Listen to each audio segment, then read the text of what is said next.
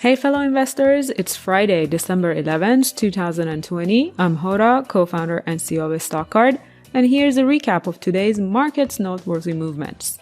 The market had somewhat challenging day. Indices first dipped below zero and then gradually recovered, but not enough to finish the day in the green, except for the Dow.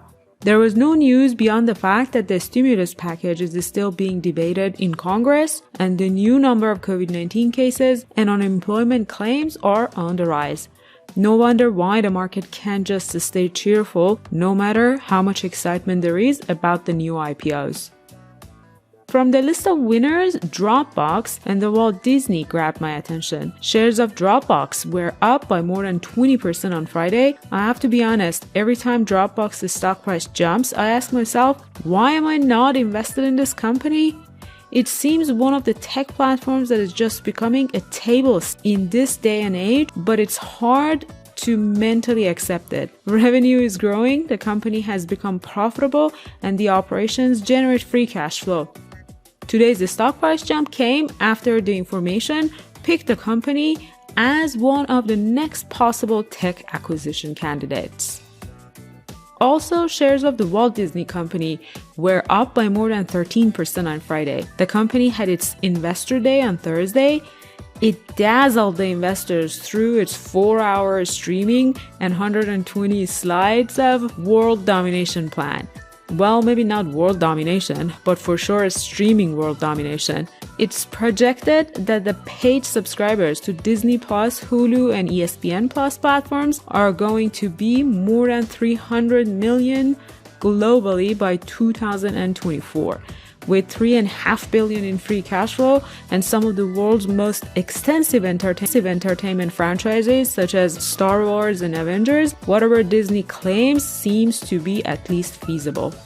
I'm considering a more in-depth analysis of Disney's Investor Day presentation during this weekend. I'll let you know once I know more.